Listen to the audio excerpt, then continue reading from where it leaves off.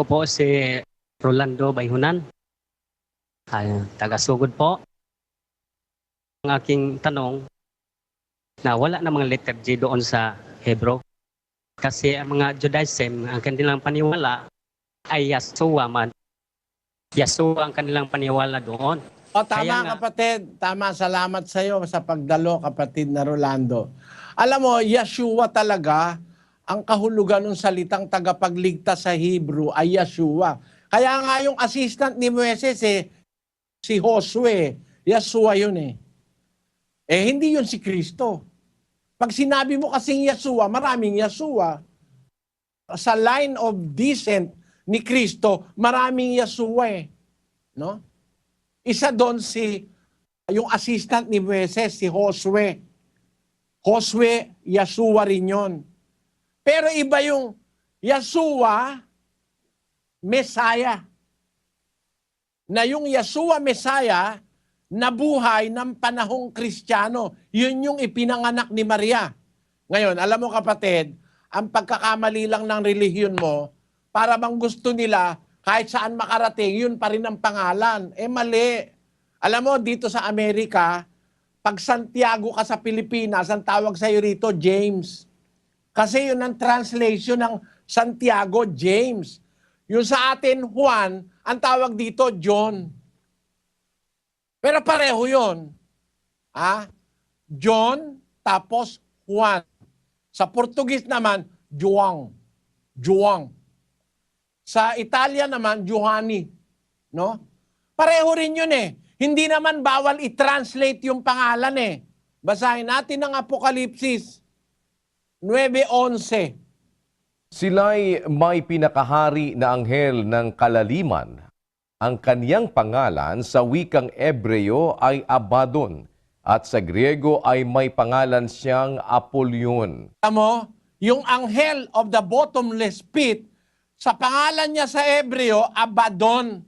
Sa Griego, ang pangalan niya, Apollyon. Pareho yun eh. Si Abaddon, siya rin si Apollyon.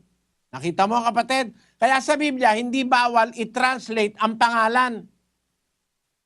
Yung Messiah sa Hebrew, pag i-translate mo yun sa Greek, yung Messiah ay Christos. Ang kahulugan nun sa English, anointed. O basahin natin sa Cebuano, ang Apokalipsis 9:11.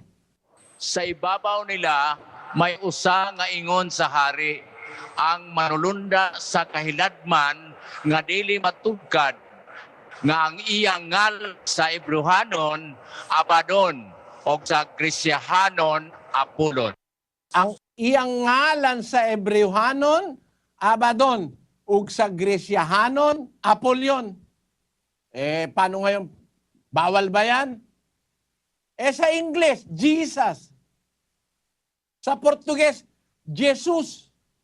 Sa Kastila, Jesus. Sa Tagalog, Jesus. Pero mali ron. Hindi naman lahat ng sumusulat sa Biblia mga Ebreo. Alam mo ba kapatid na ang sumulat ng Lucas hindi Ebreo? Si Lucas kasi ay Grego. Ang sinusulatan niya si Teofilo. Si Teofilo, Grego rin. Napakamali naman para kay Lucas, sumulat siya sa Ebreo, ay susulatan niya ay Grego. Maintindihan ba siya nun? Hindi siya maintindihan nun. Alam mo, sa Biblia, hindi bawal mag-translate, kapatid. Tingnan mo, miski mga apostol, nagta-translate. Elwi, Elwi, lama sabachthani. Pag binasa mo sa English, Elwi, Elwi, lema sabachthani. Iba nandito no? Pero ita-translate mo yon, paano ang translation? Which being translated is, my God, why hast thou forsaken me? So hindi bawal i-translate. Mismo yung mga apostol na nagsusulat ng Bagong Tipan, pag narinig nila sa Griego, tinatranslate nila sa Hebreo. Pag narinig sa Hebreo, tinatranslate nila sa Grego. O hindi bawal mag-translate. Kahit nga pangalan, pwede mong i-translate eh. Kagaya nung Abaddon, Apollyon. Kagaya rin nung Jesus, sa English, Jesus, sa Portuguese, Jesus, Sa Italian, Gesù. Gesù. Oh? Gesù. Il Nazareno. Il Re dei Giudel. Oh, yan naman ang nasa Italian no? Ang ibig ko sabihin, kapatid, yung paniniwala ng iglesia mo na dapat lagi Yahshua, Yahshua. Mali. Bakit? May Yahshua, hindi naman siya si Jesus Actually nga, si Apostol Pablo may kasama Yahshua rin Ang pangalan ng isang tao na kasama ni Pablo, Yahshua. Basahin natin yung Colosas 4:11. At si Jesus na tinatawag na husto, na pawang sa pagtutuli, ang mga ito lamang ang aking kamanggagawa sa kaharian ng Diyos, mga taong naging kaaliwan ko. Ito, si Yahshua o si Jesus na tinatawag na husto. O, tinan mo, kapatid, ay kaya yung paniniwala mo, ano yun? Sasabihin sa'yo, huwag ka maniniwala dyan sa Jesus. Kasi yan, wala naman letter J sa Hebrew. Kalokohan yun. Hindi naman masama sa Diyos na i-translate ang pangalan. Katunayan nga, mismong ang Diyos, inuutusan ng mga apostol mag-translate. Basahin natin ang 14:28 ng unang Korinto. Datapwat kung walang tagapagpaliwanag ay tumahimik siya sa iglesia. Pagka walang tagapagpaliwanag, tumahimik ka. Pero kung may magpapaliwanag, anong dapat gawin? 27. Kung nagsasalita ang sino man ng wika, maging dalawa o huwag higit sa 3 at sunod-sunod at ang isa'y magpaliwanag. English yan, kapatid na Daniel. If any man speak in an unknown tongue, let it be by 2, or at the most by 3, and that by course, and let one interpret. Let one interpret. So interpretation of tongues is allowed by the Bible. Basahin natin yan sa Cebuano.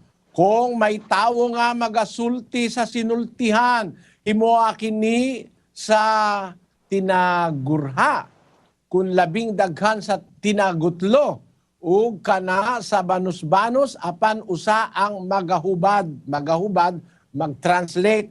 Sa Greek ang ginagamit na salita, dirmanyo, that is to translate from a tongue to another tongue. The Greek word used is dirmanyo, to translate from one tongue to another. That's why in the Bible, translation of names is not prohibited.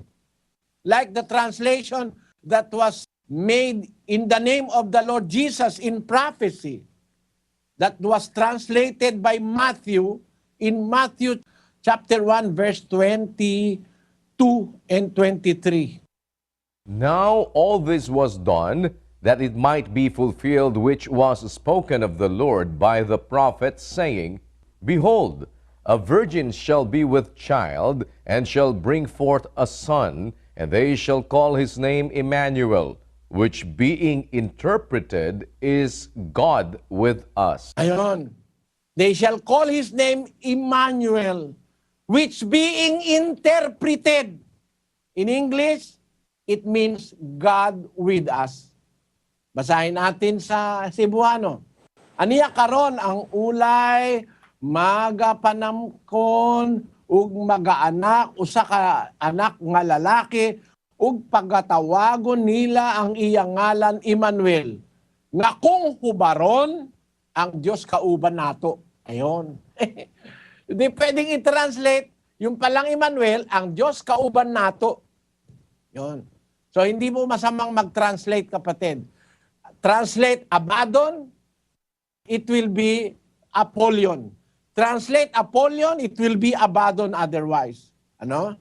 Ganon din naman yung salitang Jesus, Yahshua, Jesu, magkakaibang nasyon, magkakaibang wika, dapat gamitin natin ang ating sariling wika. Sabi ni Rizal, ang hindi magmahal sa sariling wika ay higit sa hayop at malansang isda. Binigyan nga tayo sa sariling wika ng Diyos di ba? Pilipino ka, tapos mag-Yahshua ka. Yung mga leader mo dyan sa iglesia mo, kapatid, pagbasahin mo ng Grego, di marunong magbasa ng Grego. Ang alam nila yung Yahshua lang. Patensya ka na, kapatid, ha? Yan mga ano yan kayabangan na lang yan Sasabihin, hindi katama yung Jesus. Yun nga ang translation Si Pablo sumulat sa mga taga-Korinto. Ano ba yung Korinto? Hindi ba yung Korinto sakop ng Greece? Alam nga naman sumulat siya doon sa Hebreo. Maintindihan ba siya ron? Doon niya nga sa Korinto sinabi na pagka hindi maiintindihan ang sasabihin mo, para ka nagsasalita sa hangin. Sabi niya doon sa 14:9 ng unang Korinto. Kaya para wag siyang magsalita sa hangin, ang ginawa niya, nang sumulat siya sa mga taga-Korinto, ang ginamit niya, Grego. Pagka Grego, ang ilalagay niya, Jesus Christos. Yon. Sana naunawaan mo, kapatid na Rolando. Salamat po. Pero pwede pa ba ang isang tanong?